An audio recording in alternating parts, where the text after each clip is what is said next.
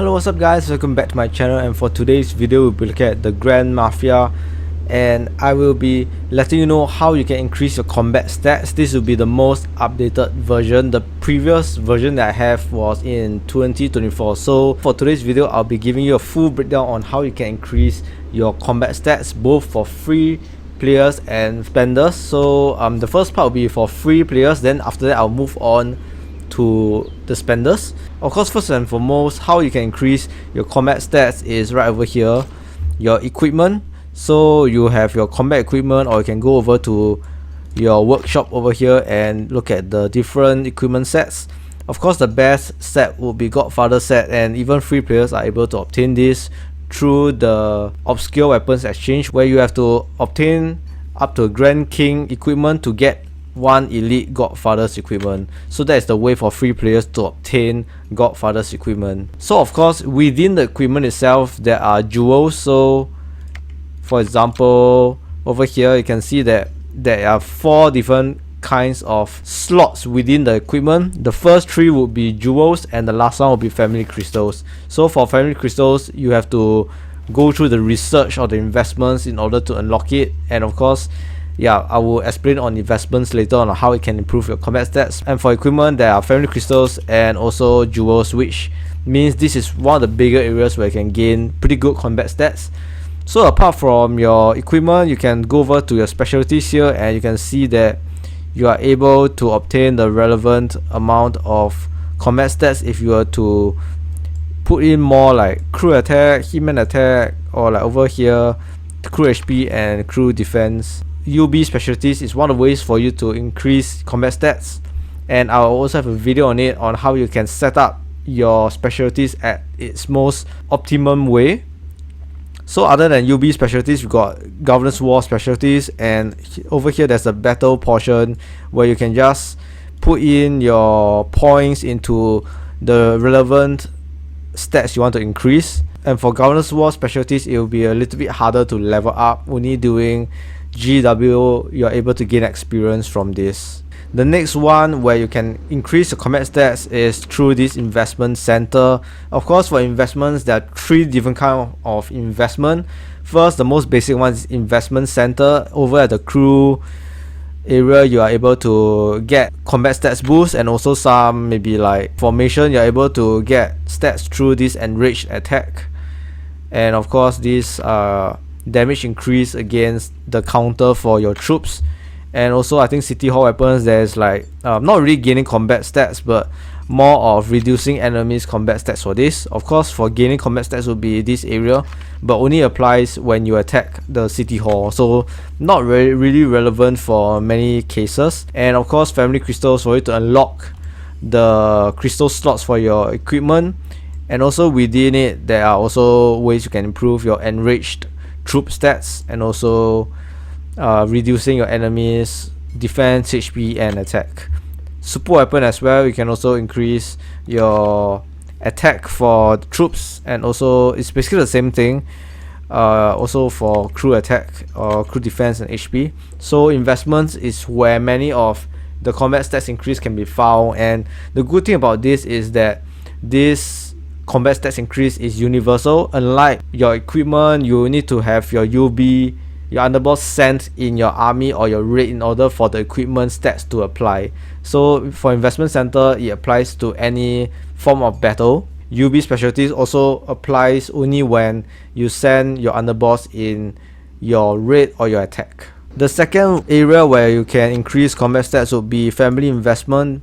This will only be unlocked, I think, when you reach Mansion Star 6, then you can increase your combat stats here, which is a little bit further down here from this area all the way down, and you can increase crew attack, but it is quite expensive family currency wise, and even family insignia. So yeah, you probably need to spend some money, or even like a low spender for you to hit that area. And also for Collegion as well, you are able to level up and get your combat stats over here. And the good thing about Collegion is, once again, I have a full Collegion guide explained in a video. But for investments in Collegion, it doesn't matter which you are currently in. So even if I'm in Pharaoh, but I have, let's say I have this bruiser stats, Umizu, Gumi, bruiser, attack, HP and defense, investments finished, I will be able to obtain the relevant stats even when I'm in a different coalition. Now we have covered the different aspects of investments and how it can improve your combat stats. One of the biggest area where you can increase your combat stats is the coalition, which I have mentioned just now. And not only just investments over here which you can increase your combat stats, but when you join a coalition and you increase your reputation level, you're able to gain the respective buffs. So you can see the buffs that you are able to obtain through reputation level buffs details. And of course, max allied +5 give you 15% troop buff of each. Of course, this is only if you are in the respective coalition. So for example, if I am not in Pharaoh, I will not be obtaining the listed amount of buffs. So that's the downside on the reputation level segment on coalition. You have to be inside coalition in order to get the buffs. And the second way you can increase via the coalition is through your treasures, and just equip as many treasures as you can for your main coalition. For mine, I am currently at Pharaoh. You need to balance your treasures stats and your coalition seal, which is over here.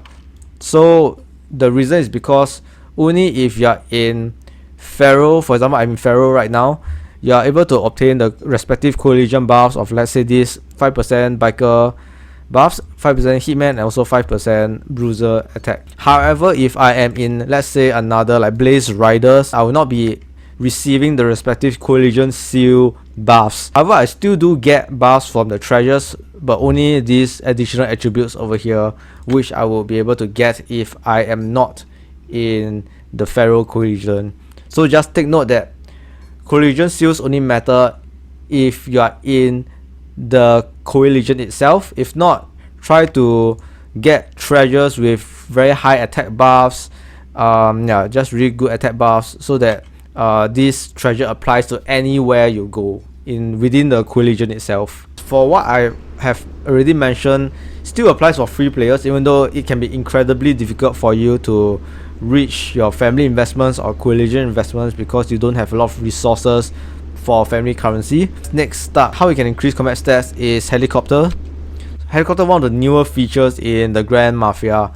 And how this works is that for these normal attributes, it's just basically helicopter attacking each other in the battles itself. But if you move over to data training, you can see that there are areas where you are able to increase your troop stats and your crew stats. So this will be further down the data training, and I wouldn't say that it is impossible for free players, because after all, you can still buy these data modules, 100 modules for 500 gold. And yeah, if you collect gold, then yep, you can spend some gold on these helicopter modules, and you're able to hopefully reach to this area where it buffs your troop stats eventually. And apart from helicopter, of course, we have to look at the luxury cars.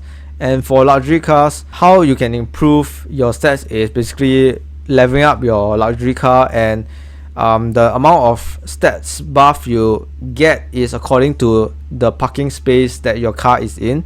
So for example, I have this car at 12% attack buff for both bruiser and biker attack, but it will only apply if I'm at a parking space which gives me 100% of the car's buff.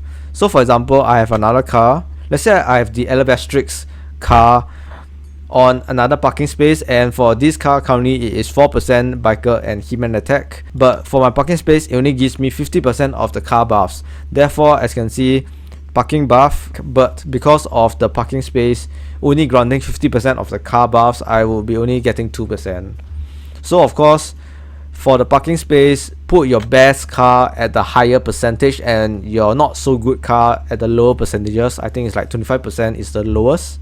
Okay, so how luxury car combat buffs affects your battle is, for the parking space buffs, all of the parking space buff cumulative applies to your battle. So let's say I have this car at 12% buff, but I have other cars in my parking space granting me more buffs.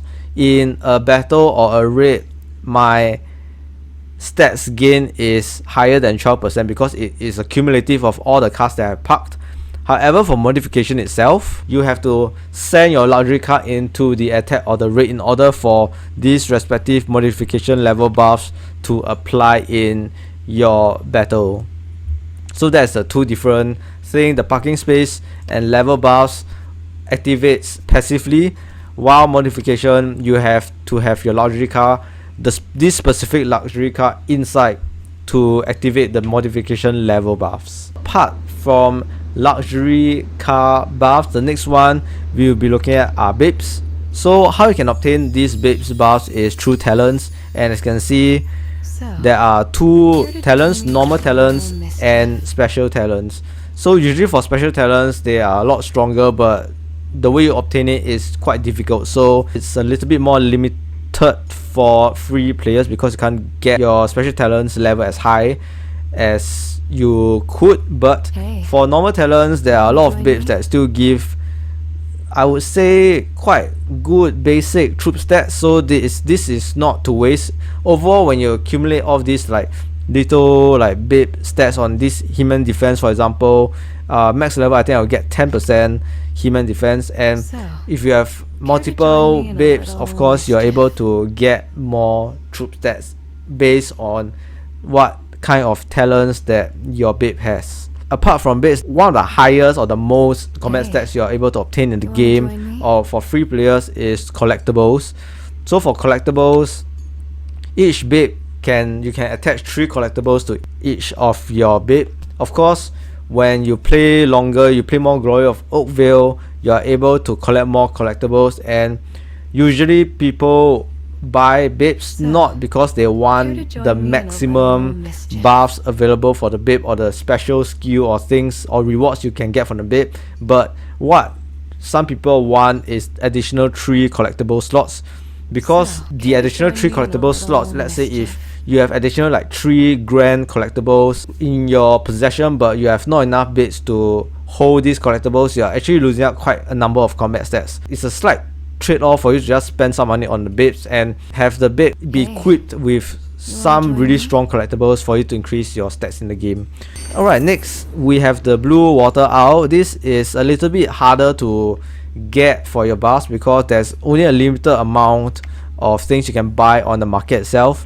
But of course, if you're a spender, you're able to get a lot of these display or decorations and put it in your island, and this will increase the construction value you have of your island and you're able to get more stats. But overall, I would say there's not a lot of stats to be obtained through the Bluewater Isle. Alright, so next, what will give you more stats are super weapons.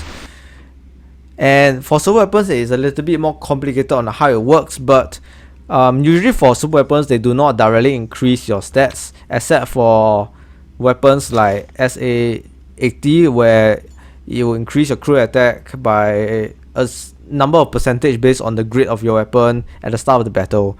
But for weapons, super weapons itself, you might not see the attack buffs being applied directly in your battle report, but it's more of increasing your enforcer squad's attack. So I think this can sometimes make a difference on how you can set up your super weapon, but again, this is a little bit more complicated and you don't see the value of your increased attack in your battle report. So I would probably just skim through this, and this is all I know about super weapon.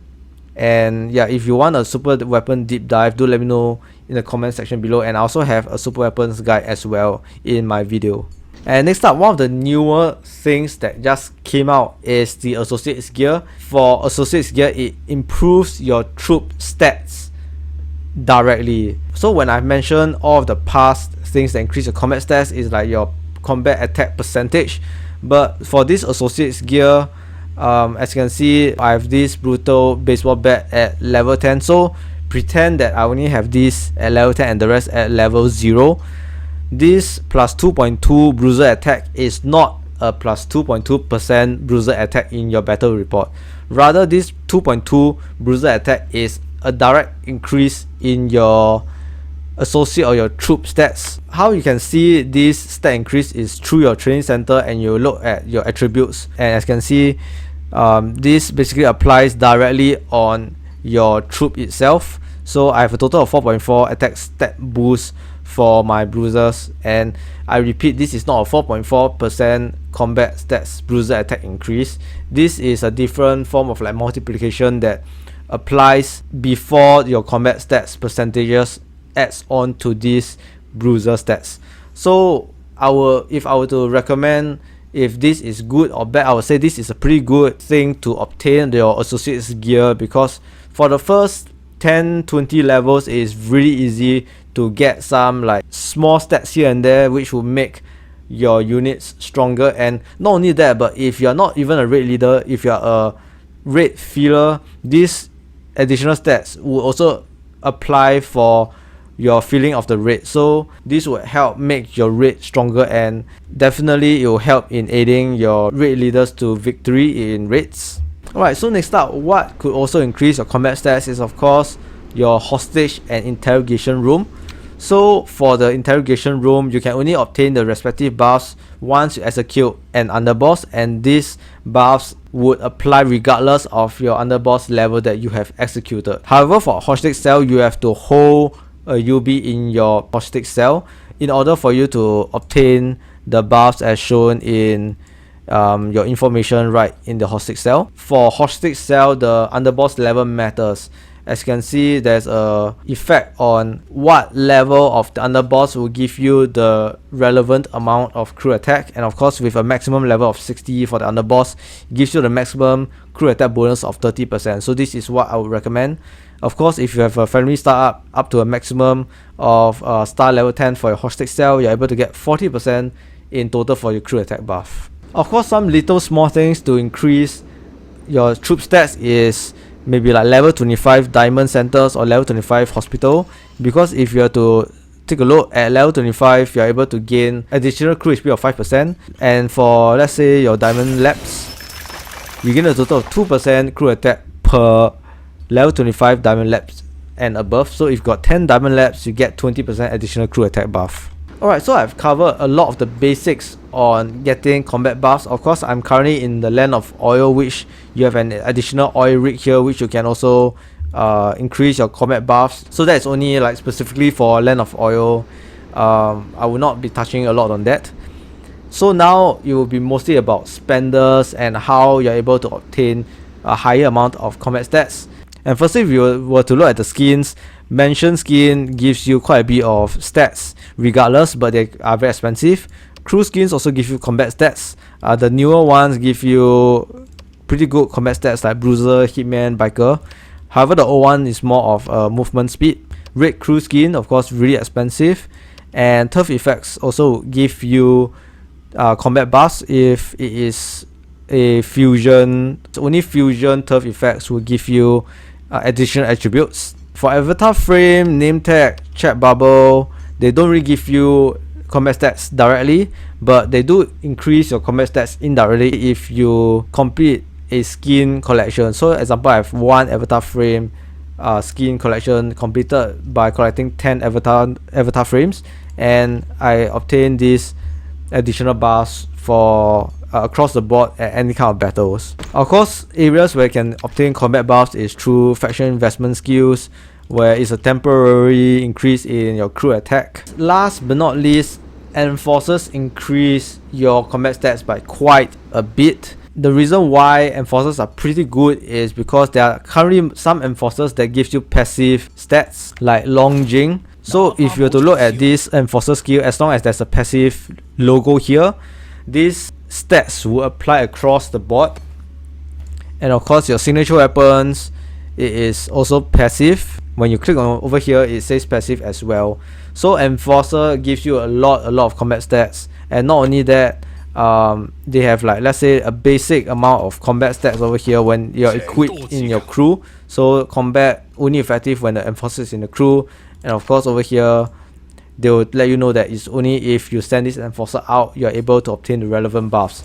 But they do give you quite a bit of buffs in battle. You can equip up to 5 enforcers, so that gives you at least minimum of 100% additional attack. And not only that, because you have signature weapons now, you are able to increase your attack further. Let's say for Professor, I have both unlocked. I gain additional crew HP and crew attack when I send it in battle. And the reason why Enforcers are also really good is because of Enforcer Ascension. They cost quite a bit to max out your Enforcer, but it is possible for free players to get a lot of this Enforcer experience or Ascension experience. And all of this, when you level up your Enforcer Ascension, it is all passively applied in battle, so you don't have to equip your Enforcer. As long as you have it, let's say I have this at level 60, this 4.8% crew attack will apply anywhere I go, even if I do not equip this Enforcer. So I would say Enforcer Ascension is a really strong way to increase your combat stats, but it's a little bit more limited if you're a free player. You have to find some way. Every day you have to probably refresh to a grand level intel mission for you to get more of this Ascension experience. So yes, I think this is it for my video. I've explained almost every single way, or every single possible way where you can increase your combat stats, and I hope this video has helped you. And if you like my video, don't forget to hit the subscribe button, and I'll see you guys again real soon for my next video.